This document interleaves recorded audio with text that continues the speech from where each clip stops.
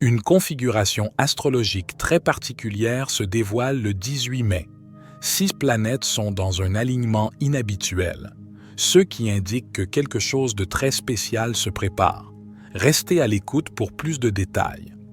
Le 18 mai, et cette mise à jour énergétique ne s'applique pas uniquement à ce jour-là, ces énergies se développent très fortement maintenant, et elles resteront très actives pendant plusieurs jours par la suite.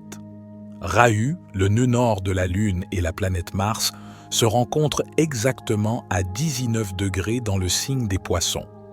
Mars est toujours un déclencheur qui déclenche les événements. Mars représente l'action, mais aussi souvent les accidents et les conflits. Et Rahu, le nœud nord, amplifie ces énergies, créant un cocktail énergétique très explosif lorsqu'elles se rencontrent exactement. Et dans cette vidéo, je vais vous donner plus d'informations sur ce que signifie réellement cette énergie. Et nous jetterons un œil à quelques horoscopes de pays pour mieux comprendre comment ces énergies peuvent se déployer. Sous le signe des Poissons, la dernière et très intense éclipse solaire s'est produite.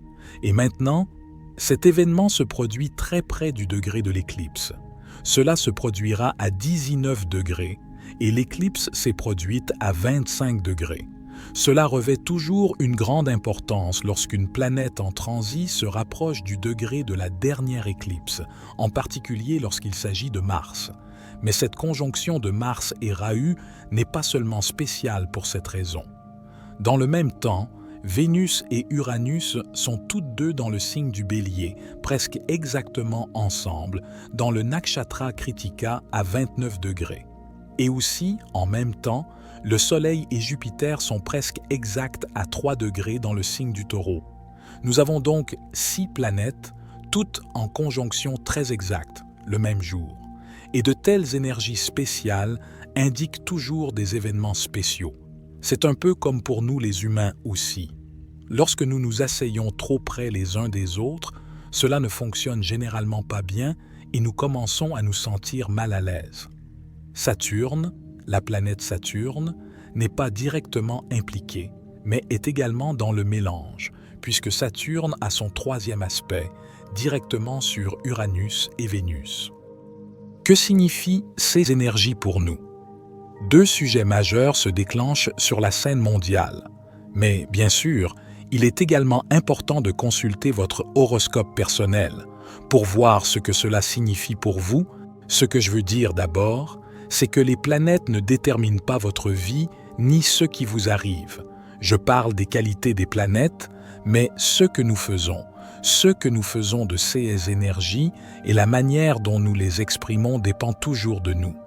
Cependant, plus vous êtes conscient, plus vous maîtriserez les défis de votre vie de manière positive et ils vous rendront plus fort car c'est la raison la plus importante pour laquelle vous êtes ici en tant qu'âme sur Terre pour maîtriser les défis et comprendre les énergies, pour réaligner votre vie d'une meilleure façon. Et si l'astrologie vous intéresse encore plus, n'hésitez pas à me le faire savoir et nous développerons des sujets sur l'astrologie qui vont vous aider, où vous en apprendrez davantage sur la signification des planètes et des maisons, et comment l'astrologie peut vous aider à mieux vous comprendre et à découvrir votre véritable potentiel intérieur. Mais maintenant, revenons. L'un de ces 2 sujets majeurs est malheureusement celui de la guerre. La masse représente la passion, mais aussi l'agression, les armes et la guerre et Rahu. C'est comme verser de l'huile dans le feu de la masse et cela augmentera ces énergies. Et puis nous avons aussi Ketu, qui est Ketu. Ketu est la 1000e note de la Lune et quand Ketu entre en relation avec la masse, comme ici, parce que Ketu est dans la maison opposée de Rahu, Ketu est dans le signe de la Vierge. Cela peut également signifier des attaques terroristes et le contexte pourrait très probablement être des raisons religieuses car le signe des Poissons est fortement associé à ce sujet. Mais qu'est-ce que cela signifie lorsqu'Uranus et Vénus se réunissent exactement au même moment? Uranus apporte l'élément de changement inattendu et soudain. Uranus représente la rébellion et la révolution souvent sorties de nulle part. Et en même temps, Vénus n'est pas vraiment puissante car elle est très proche du Soleil et donc ses vibrations positives d'amour et de compassion, d'appréciation et de diplomatie ne peuvent probablement pas être vues et ressenties. Uranus et Vénus sont dans le nakshatra Kritika, un nakshatra du Soleil, et cela amène des actions égocentriques. Kritika est vraiment critique, et avec ce nakshatra, on a tendance à voir les différences plutôt que ceux qui les relient. Et puis, nous avons aussi Jupiter et le Soleil dans le signe du Tauros. Ils se réunissent également dans une conjonction exacte. Les deux sont en fait des planètes très brillantes, mais Jupiter ne peut pas apporter correctement sa sagesse et ses ondes positives, car dans cette conjonction exacte, les qualités de Jupiter sont éclipsées par le Soleil. Et tout cela se produit en même temps. Les énergies parlent clairement. Les choses seront critiques pendant cette période, mais la manière dont les énergies se dérouleront dépend de nous tous. Décidez et surtout votre propre conscience détermine les expériences que vous faites. Essentiellement, tout. Ce que nous vivons nous sert. La vie nous sert et c'est à vous de savoir comment surfer sur les vagues.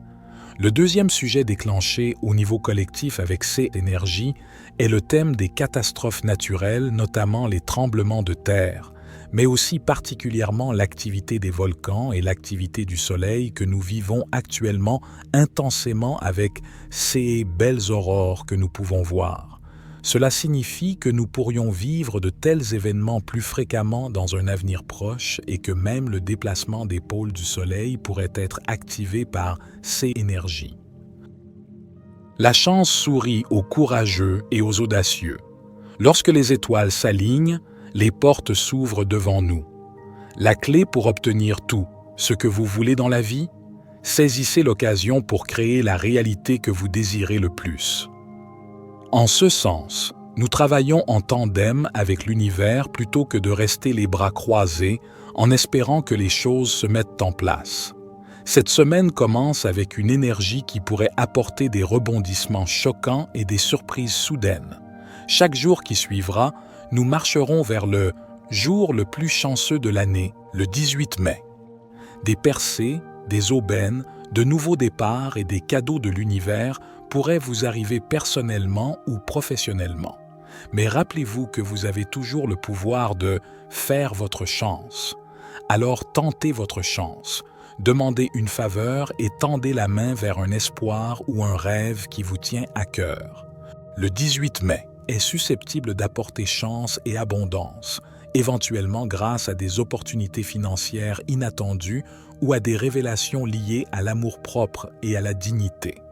Profitez de l'énergie positive de cette journée en ralentissant et en faisant davantage ce qui vous rend heureux.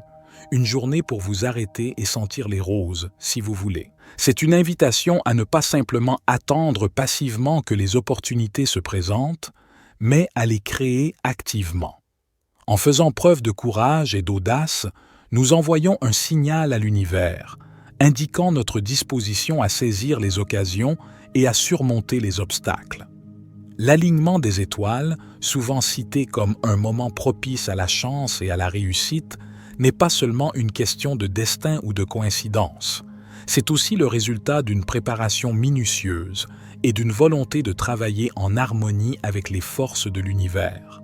Cette semaine, qui débute sous le signe d'une énergie propice au rebondissement et aux surprises, est une invitation à embrasser le changement et à rester ouvert aux multiples possibilités. La perspective du jour le plus chanceux de l'année, le 18 mai, ajoute une dimension supplémentaire d'anticipation et d'espoir. C'est un rappel que, même dans les périodes d'incertitude, des moments de grâce et de fortune peuvent émerger, souvent quand on s'y attend le moins. La notion de faire sa propre chance est particulièrement puissante. Elle souligne l'importance de l'initiative personnelle, demander une faveur, saisir une opportunité ou simplement tendre la main vers ce qui nous tient à cœur. Le 18 mai symbolise cette convergence entre l'effort personnel et les forces cosmiques, offrant une fenêtre d'opportunité pour ceux qui sont prêts à s'engager pleinement. Cette journée spéciale est également un rappel de l'importance de la gratitude et de la présence. En ralentissant et en appréciant les petites joies de la vie, nous cultivons une attitude positive qui attire naturellement plus de bonnes choses vers nous. Certains peuvent avoir peur et être incertains car ce qu'ils aspirent arrive difficilement. Alors ils s'enferment dans la peur et évitent les défis. Je crois que nous sommes ici pour relever des défis et devenir de plus en plus conscients de la façon dont nous pouvons lire les énergies pour mieux nous comprendre nous-mêmes et les autres. Peut-être que des vidéos comme celle-ci peuvent démontrer le potentiel et le pouvoir de l'astrologie védique pour nous rapprocher, comprendre les connexions et les motifs, et ce n'est que par la compréhension que nous pourrons véritablement créer un changement dans nos vies. Et nous devons également comprendre que la peur fait partie de nous, de notre énergie. Le monde extérieur reflète nos propres peurs intérieures, et cela vaut la peine de commencer à les ressentir, car derrière chaque peur se cache un cadeau lorsque nous y faisons face.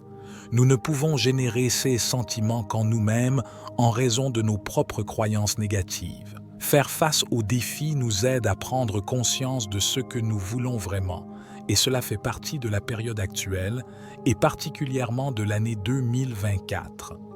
Peu importe à quel point le chemin semble semé d'embûches et l'ampleur du chaos, à la fin, chacun parviendra là où il veut aller.